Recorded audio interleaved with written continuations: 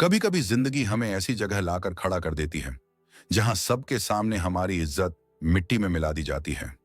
कभी दोस्तों के बीच, कभी रिश्तेदारों के बीच, और कभी उस इंसान के सामने जिसे हमने सबसे ज्यादा दिल से चाहा था। बोलने को बहुत कुछ होता है, लेकिन गले में जैसे कोई गांठ सी बन जाती है। आंखों में आंसू होते हैं, लेकिन हम उन्हें बहने नहीं देते। दिल में गुस्सा उबलता है, लेकिन हम चुप रहते हैं। और यहीं से शुरू होती है असली कहानी, बेइज्जती के बाद की चुप्पी की कहानी। आज की ये कहानी, आज की ये स्क्रिप्ट उन सभी के लिए है जिन्हें कभी नीचा दिखाया गया है, जिन्हें कभी पब्लिक में इंसल्ट किया गया है, जिनकी सेल्फ रिस्पेक्ट को कुचला गया है। अगर आपके साथ ऐसा हुआ है तो इस वीडियो को अंत तक जरूर सुनिएगा, क्योंकि यहां हम जानेंगे वो 5 काम जो आपको चुप रहकर करने हैं, ताकि आपकी चुप्पी आपकी सबसे बड़ी ताकत बन जाए। पहला पॉइंट, कुछ बातें इंसान को तोड़ देती हैं, लेकिन सबसे ज्यादा तब दर्द होता है जब सामने वाला नीचा दिखा दे। बिना किसी गलती के तुम्हें चुप रह जाना पड़ता है, क्योंकि या तो वक्त तुम्हारे साथ नहीं होता या तुम्हारी हालत से। लेकिन क्या आप जानते हैं, एक लड़का अपनी कंपनी में मेहनत करता है, समय पर आता है, ईमानदारी से काम करता है, लेकिन एक दिन उसकी मीटिंग में उसके सीनियर उसे सबके सामने डांट देता है, बिना किसी वजह के। उसके अंदर से एक आवाज आती है, जवाब दे दो, बोलो, सबके सामने बताओ कि तुम सही हो। लेकिन वो चुप रहता है। क्यों? क्योंकि उस चुप्पी में आग थी, एक ऐसी आग जो बदले की नहीं, बदलाव की थी। दूसरा पॉइंट, जब कोई आपको बेइज्जत करता है तो असल में वो आपकी इमोशनल पावर को तोड़ना चाहता है।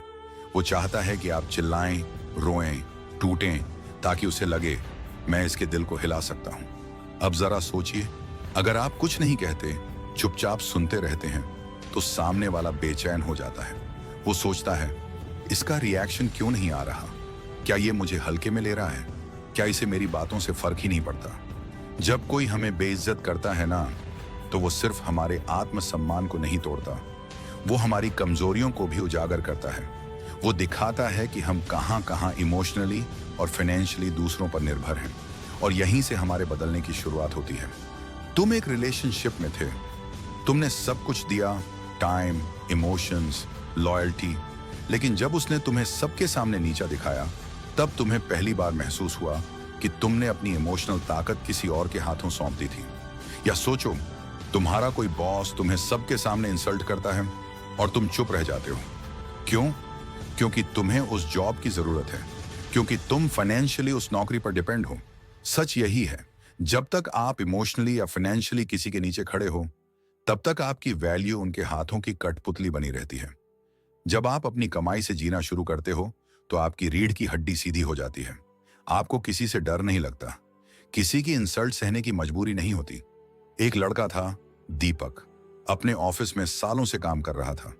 बॉस बार बार इंसल्ट करता, मीटिंग्स में नीचा दिखाता, सबके सामने उसका कॉन्फिडेंस तोड़ता, लेकिन दीपक कुछ नहीं कह पाता, क्योंकि ईएमआई थी, मां की दवाइयां थी, और उसके खुद के सपने अधूरे थे। एक दिन दीपक ने चुपचाप एक स्किल सीखी, ग्राफिक डिजाइनिंग।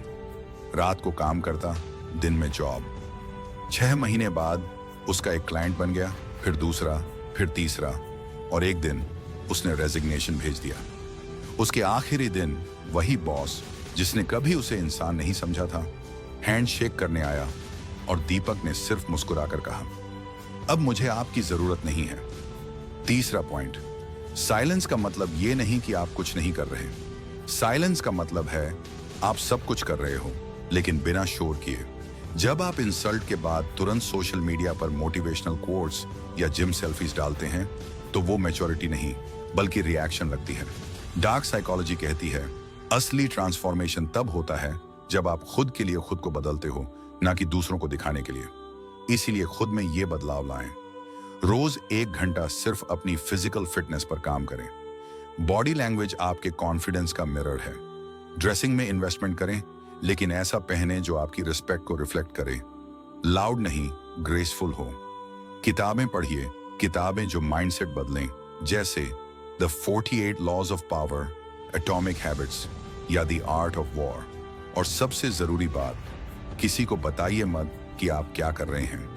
अब सोचिए, अगर आप आज से अगले 90 दिन सिर्फ चुपचाप खुद को बेहतर बनाने में लगाएं, तो 3 महीने बाद क्या होगा जब वही लोग जो आपकी इज्जत नहीं करते थे आपको देखकर रिस्पेक्ट में झुक जाएंगे? अब सवाल यह है, अगर आपने खुद को अंदर से बदल लिया तो क्या आप दोबारा उन्हीं लोगों को अपनी जिंदगी में आने देंगे जिन्होंने कभी आपकी बेइज्जती की थी? 4 पॉइंट, जब कोई आपकी बेइज्जती करता है तो आपके मन में 2 एक्सट्रीम इमोशन पैदा होते हैं। पहला, या तो आप तुरंत जवाब देना चाहते हैं, दूसरा या फिर अंदर ही अंदर उसे जलाकर राख कर देना चाहते हैं। लेकिन डार्क साइकोलॉजी कहती है सबसे खतरनाक जवाब वो होता है जो कभी दिया ही नहीं जाता बल्कि महसूस कराया जाता है। जब आप किसी को इग्नोर करते हो लेकिन बिना ईगो के, बिना गुस्से के, तो वो इंसान कंफ्यूज हो जाता है। उसे समझ नहीं आता कि आप सच में नाराज हो या आपको उसकी बातों से फर्क ही नहीं पड़ता, और यही उसकी बेचैनी की शुरुआत होती है। न्यूट्रल बन जाना, यानी ना प्यार ना नफरत, बस शांति। यह स्थिति सामने वाले को मिरर दिखाती है, और ऐसा मिरर जिसमें वो खुद को बिल्कुल अकेला, कमजोर और बुरा इंसान पाता है। साइकोलॉजिकली जब इंसान आपको रिएक्शन नहीं देता तो सामने वाले का दिमाग उसे रिएक्शन के पीछे भागने पर मजबूर करता है। तो अगली बार जब कोई आपकी इज्जत से खेले, बस अपने माइंड को कमांड दो, इग्नोर करो लेकिन डिग्निटी के साथ। पॉइंट 5, किसी इंसान को उसकी हरकतों का जवाब देना है तो सबसे सटीक तरीका है खुद को इतना ऊपर ले जाना कि वो इंसान सिर उठाकर भी आपको ना देख सके।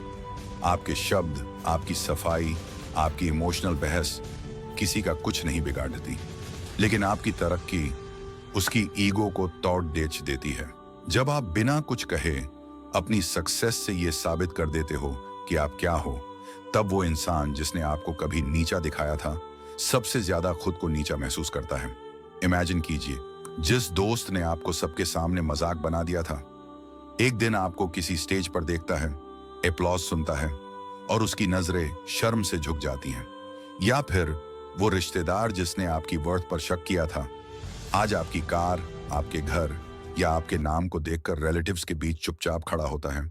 और ये इंसल्ट आप चुप रहकर करते हो, लेकिन पूरी दुनिया सुनती है।